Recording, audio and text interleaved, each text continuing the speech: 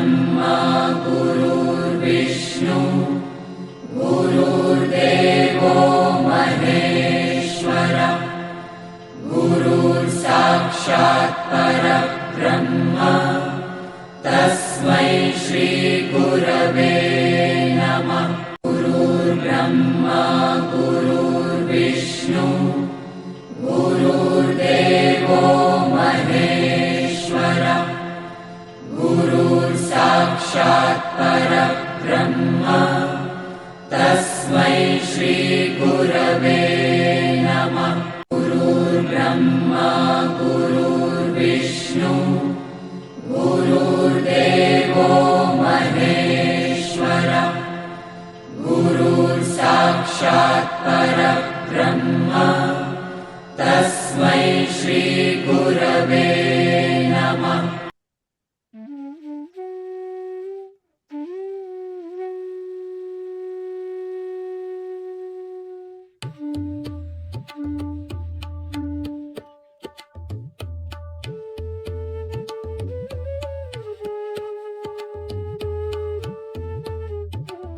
भगवद्गीता ज्ञानेश्वरीच्या आधारे सुरू असलेल्या ह्या प्रवचन मालिकेचे शीर्षक अध्यात्म यात्रा असे आहे।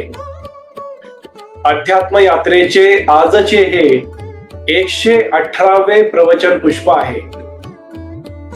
या अध्यात्म यात्रेत सहभागी झालेले माझे सर्व सहप्रवासी साधक बंधू भगिनी आपल्या प्रत्येकाच्या हृदयात सदैव उपस्थित व उपलब्ध असणाऱ्या भगवंतास गुरुतत्वास साष्टांग नमस्कार।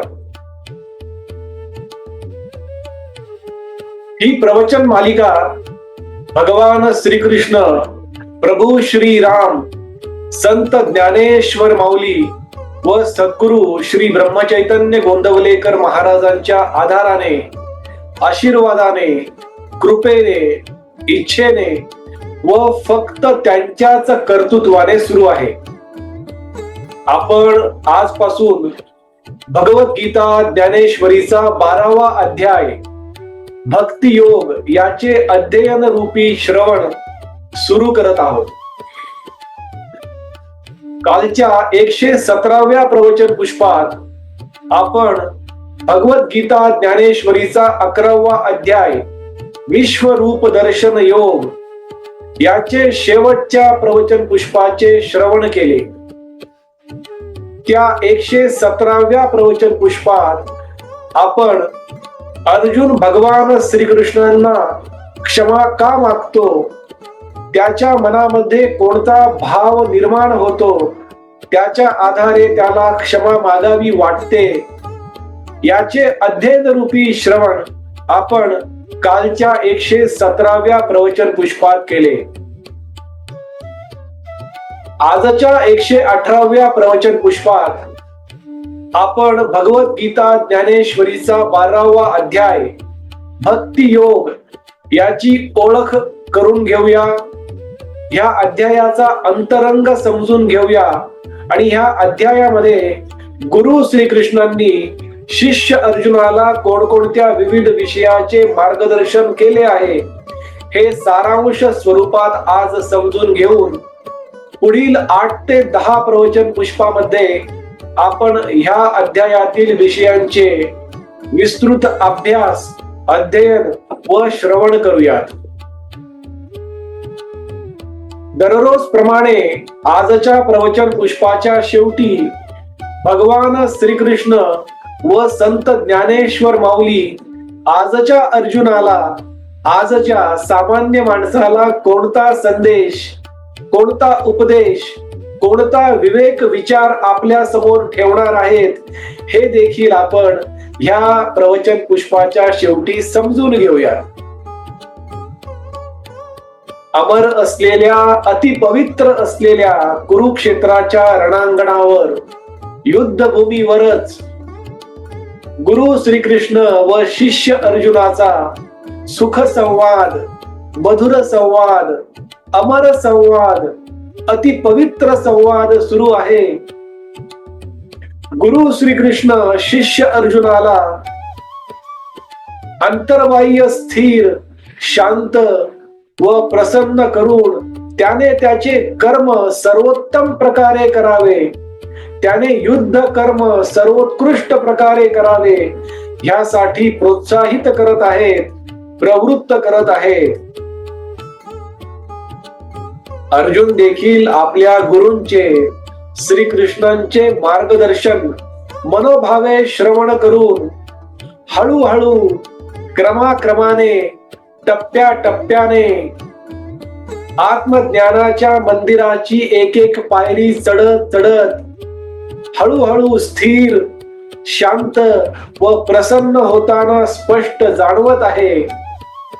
अर्जुनाची ही स्थिरता, शांतता, प्रसन्नता पाहून, कर्म करण्यासाठी प्रोत्साहित झालेले पाहून विवेकाचे महापर्वत असणारे गुरु श्रीकृष्ण, आत्मज्ञानाचे अजरामरपणे सदैव तळपत असणारे ज्ञान सूर्य गुरु श्रीकृष्ण, विनम्रतेचे, प्रसन्नतेचे सर्वोच्च दीपस्तंभ असणारे गुरु श्रीकृष्ण, प्रेमाचे, करुणेचे, दयेचे, आनंदाचे, समाधानाचे सर्वात खोल महासागर असणारे गुरु श्रीकृष्ण अति प्रसन्न होतात, अति आनंदी होतात आणि अर्जुनासोबत पुढे संवाद साधण्यास सुरुवात करतात. गुरु श्रीकृष्ण अर्जुनाला म्हणतात, अर्जुना, याआधी मी तुला माझे विश्वरूप दर्शन घडवले आणि आत्ताच तू माझी क्षमा मागत होतास. तू क्षमेचा पात्र आहेसच, पण तू भक्तीच्या देखील पात्र आहेस. आता मी तुला भक्ती म्हणजे काय, भक्तीचा महिमा काय असतो, भक्ती योग म्हणजे काय याचे विस्तृत वर्णन करून सांगणार आहे. ते देखील तू स्थिर व शांतपणे समजून घे अर्जुना. अर्जुनाला गुरु श्रीकृष्ण भक्ती योगाचा महिमा समजून सांगणारच आहेत, पण त्याआधी आपण आतापर्यंत झालेल्या 11 अध्यायाचा थोडक्यात एका वाक्यात सारांश समजून घेऊया, थोडीशी उजळणी करून घेऊया, म्हणजे आपल्याला 12वा अध्याय भक्तियोग सहजपणे, सुलभपणे समजेल.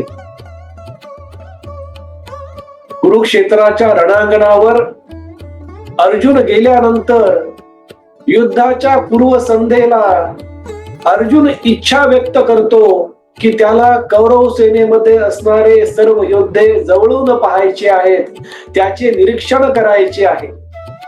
त्याप्रमाणे तो गुरु श्रीकृष्णांना आदेश देतो आणि रथ, महातेजस्वी रथ दोन्ही सैन्याच्या मध्यभागी नेण्यास सांगतो आणि तिथून अर्जुनाचे नैराश्य, अर्जुनाची अस्थिरता, अशांतता, दयनीय अवस्था सुरू होते, कारण कौरव सेनेमध्ये तो आपल्याच प्रिय व्यक्तींना पाहतो. अर्जुन नैराश्यामध्ये बुडाल्याने, दयनीय अवस्थेमध्ये गेल्यामुळे युद्ध करण्यास नकार देतो. महातेजस्वी रथाच्या मागे जाऊन बसतो, धनुष्य बाण फेकून टाकतो आणि त्याच्या गुरूंना, भगवान श्रीकृष्णांना विविध प्रश्नांचा भडीमार करतो. हे आपण गीतेच्या, ज्ञानेश्वरीच्या पहिल्या अध्यायात अर्जुन विषाद योग या अध्यायात समजून घेतले. अर्जुनांचा प्रश्नाचा भडीमार झाल्यानंतर भगवान श्रीकृष्ण अर्जुनाशी संवाद साधण्यास सुरुवात करतात आणि सांख्य योग या दुसऱ्या अध्यायामध्ये गुरु श्रीकृष्ण अर्जुनाला आत्म्याचे वर्णन करून सांगतात, आत्म्याचे अमरत्व समजून सांगतात. स्थितप्रज्ञ पुरुष कसा असतो, आत्म्याची महती काय आहे, स्थितप्रज्ञ पुरुषाने कशा प्रकारे वागले पाहिजे, त्याची समत्व बुद्धी कशी असते, याचे वर्णन गुरु श्रीकृष्णांनी गीता ज्ञानेश्वरीच्या दुसऱ्या अध्यायात सांख्य योगात अर्जुनाला समजून सांगितले. गीता ज्ञानेश्वरीचा 3रा अध्याय कर्मयोग, या अध्यायामध्ये गुरु श्रीकृष्णांनी अर्जुनाला कर्माचे महत्व, कर्म सर्वोत्तम प्रकारे करणे का आवश्यक आहे, मनुष्य कर्मापासून पळून जाऊ शकत नाही, कर्मापासून लपू शकत नाही, कर्माला टाळू शकत नाही, हे विस्तृतपणे 3ऱ्या अध्यायात कर्मयोग या अध्यायात समजून सांगितले. गीता ज्ञानेश्वरीचा 4था अध्याय ज्ञान कर्म संन्यास योग, या अध्यायात अर्जुनाने कर्मफळाचा त्याग करून कर्म सर्वोत्तम प्रकारे कसे करावे हे समजावून सांगितले. 5वा अध्याय कर्म संन्यास योग, या अध्यायामध्ये अर्जुनाने कर्मफळाचा त्याग तर करावाच, पण कर्तेपणाचाही त्याग का करावा त्याची महती 5व्या अध्यायात कर्म संन्यास योग या अध्यायात समजून सांगितले. 6वा अध्याय आत्मसंयम योग, या अध्यायामध्ये ध्यान म्हणजे काय, ध्यानाची प्रक्रिया कशी असते, ध्यानाचे महत्व काय आहे, ध्यानाच्या आधारे मनुष्य मनाची शांती, मनाचा समाधान कसा प्राप्त करू शकतो आणि मनाच्या चंचलतेवर कसे नियंत्रण ठेवू शकतो, याचे श्रवण गुरु श्रीकृष्णांनी शिष्य अर्जुनाला 6व्या अध्यायात आत्मसंयम योग या अध्यायात घडवले. 7वा अध्याय ज्ञान विज्ञान योग, या अध्यायात गुरु श्रीकृष्णांनी प्रकृती म्हणजे काय, त्रिगुण म्हणजे काय, माया म्हणजे काय, हे ब्रह्मज्ञानाचे श्रवण 7व्या अध्यायात घडवले. 8वा अध्याय अक्षर ब्रह्म योग, या अध्यायामध्ये ब्रह्म म्हणजे काय, अध्यात्म म्हणजे काय, परत एकदा कर्माचे विवरण या अध्यायामध्ये गुरु श्रीकृष्णांनी शिष्य अर्जुनाला घडवले. 9वा अध्याय राजविद्या राजगुह्य योग, या अध्यायामध्ये गुरु श्रीकृष्णांनी अर्जुनाला स्वतःविषयी गुह्यतम ज्ञान दिले. 10वा अध्याय विभूती योग, या अध्यायामध्ये भगवान श्रीकृष्णांनी स्वतःचे ऐश्वर्य किती महान आहे, किती अनंत आहे, ते प्रत्येक विभूतीमध्ये कशा प्रकारे उपस्थित आहेत याचे श्रवण घडवले. आणि मागील 11व्या अध्यायामध्ये विश्वरूप दर्शन योग, या अध्यायामध्ये अर्जुनाला गुरु श्रीकृष्णांनी त्यांच्या विश्वरूपाचे दर्शन दिले. हे आतापर्यंत 11 अध्यायात आपण अध्ययन रूपी श्रवण केले.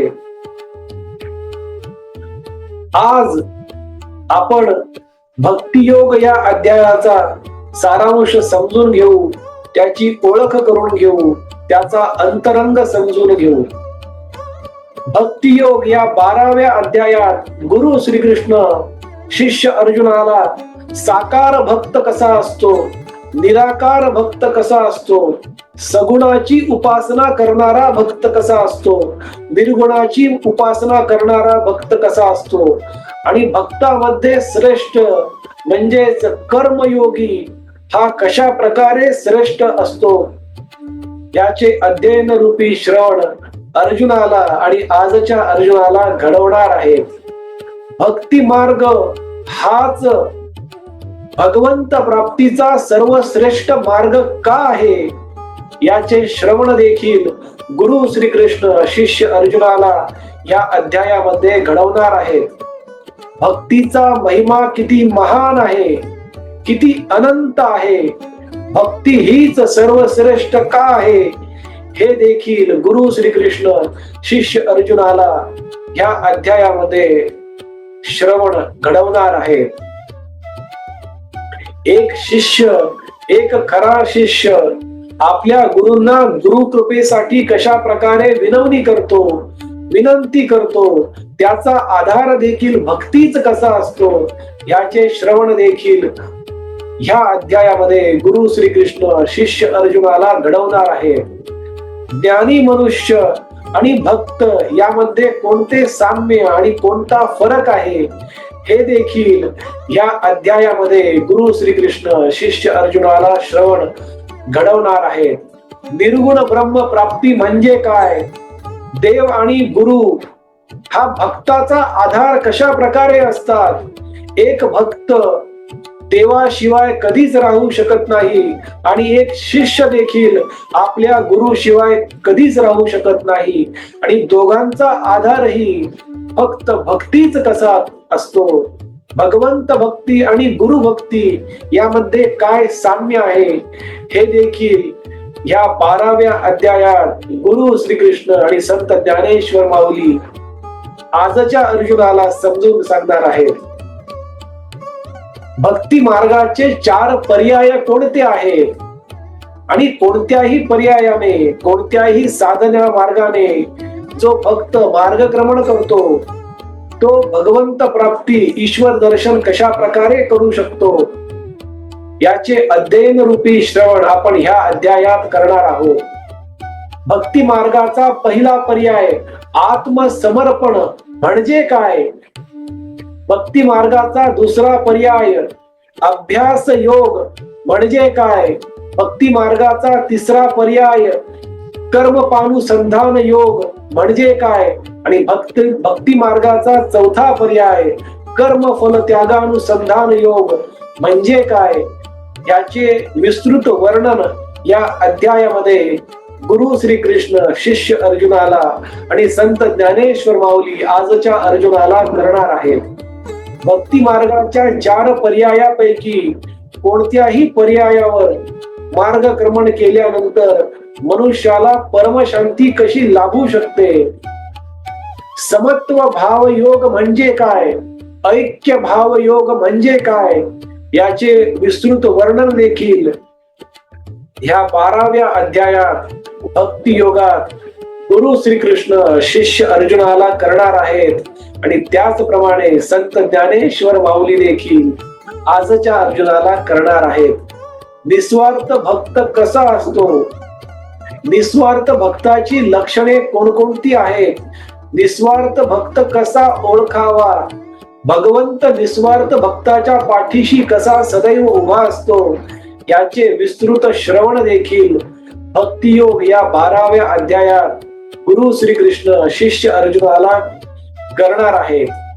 ज्याप्रमाणे एक भक्त भगवंताशी वचनबद्ध असतो त्याचप्रमाणे तो भगवंत भगवान श्रीकृष्ण प्रभू श्रीराम आपल्या भक्तांशी कशा प्रकारे वचनबद्ध असतात, भगवंत देखील भक्तावर कशा प्रकारे नितांत प्रेम करतात.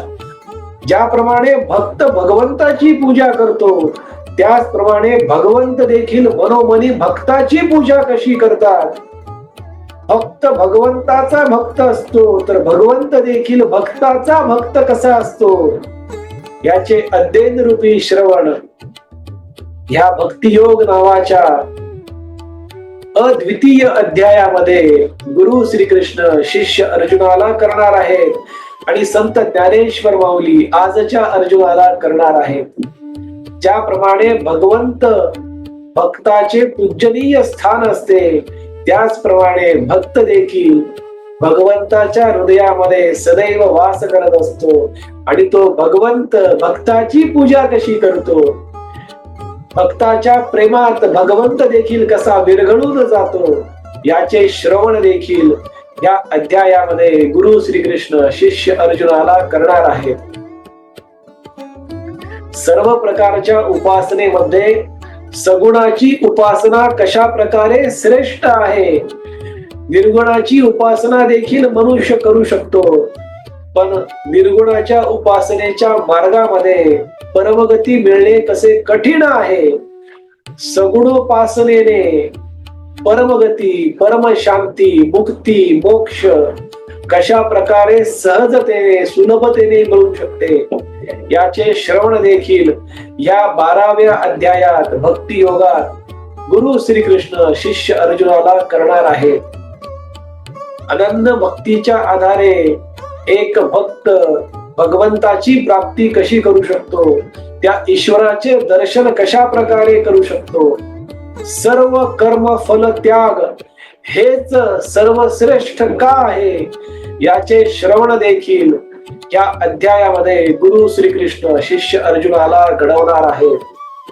फक्त आणि फक्त त्यागाच्या आधारेच मनुष्य अमरत्व कशा प्रकारे प्राप्त करू शकतो आणि जन्म मृत्यूच्या चक्रातून कसा मुक्त होऊ शकतो हे देखील या अध्यायामध्ये गुरु श्रीकृष्ण शिष्य अर्जुनाला आणि संत ज्ञानेश्वर माऊली आजच्या अर्जुनाला करणार आहे. मनुष्य कोणत्याही प्रकारच्या साधनेने क्रमाक्रमाने चित्त शुद्धी कशा प्रकारे करू शकतो, ईश्वर प्राप्ती कशा प्रकारे करू शकतो याचे श्रवण या अध्यायामध्ये गुरु श्रीकृष्ण शिष्य अर्जुनाला घडवणार आहेत.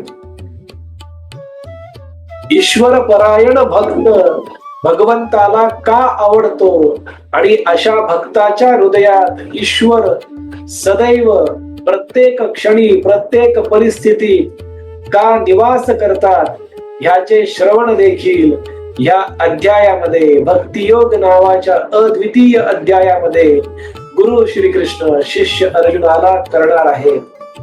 फक्त आणि फक्त त्यागानेच मनुष्याला परमशांती का मिळू शकते आणि हेच ब्रह्म प्राप्तीचे लक्षण का आहे याचे श्रवण देखील गुरु श्रीकृष्ण शिष्य अर्जुनाला आणि संत ज्ञानेश्वर माऊली आजच्या अर्जुनाला करणार आहे. आजच्या प्रवचन पुष्पाच्या माध्यमातून भगवान श्रीकृष्ण व संत ज्ञानेश्वर माऊली आजच्या अर्जुनाला हा संदेश हा विवेक विचार समोर ठेवत आहेत की ह्या अध्यायामध्ये गुरु श्रीकृष्णांनी शिष्य अर्जुनाला भक्तीच्या अनेक प्रकाराचे विस्तृत वर्णन करून सांगितले आहे. भक्तीच्या विविध साधना कोणत्या आहेत, 4 साधना मार्ग कोणत्या आहेत आणि ईश्वराला प्रिय असणाऱ्या भक्ताची लक्षणे कोणती आहेत, निस्वार्थ भक्त कसा असतो याचे श्रवण ह्या अध्यायात घडवणार आहे. हाच संदेश हाच विवेक विचार गुरु श्रीकृष्ण व शिष्य अर्जुनाला आणि संत ज्ञानेश्वर माऊली आजच्या अर्जुनाला देत आहेत. आपण भगवद्गीता ज्ञानेश्वरीचा 12वा अध्याय भक्ती योगाचे अध्ययन रूपी श्रवण आजपासून सुरू केले आहे. उद्याच्या 119व्या प्रवचन पुष्पात आपण एक शिष्य त्याच्या गुरूंना कशा प्रकारे विनवणी करतो, गुरु कृपा करण्यासाठी, गुरु कृपा मिळवण्यासाठी एक शिष्य आपल्या गुरूंना कशा प्रकारे विनवती करतो याचे अध्ययन रूपी श्रवण आपण उद्याच्या 119व्या प्रवचन पुष्पात करणार आहोत. आपण आज परत एकदा सर्वांनी वाणी सेवा करण्याची संधी व सौभाग्य दिले त्याबद्दल आपला आजन्म ऋणी व कृतज्ञ राहील. आजची झालेली वाणी सेवा भगवान श्रीकृष्ण, प्रभू श्रीराम, संत ज्ञानेश्वर माऊली व सर्व संतांच्या चरणी, सद्गुरु श्री ब्रह्मचैतन्य गोंदवलेकर महाराजांच्या पवित्र पादुकावर व आई वडिलांच्या चरण कमलावर मनोभावे अर्पण करूयात.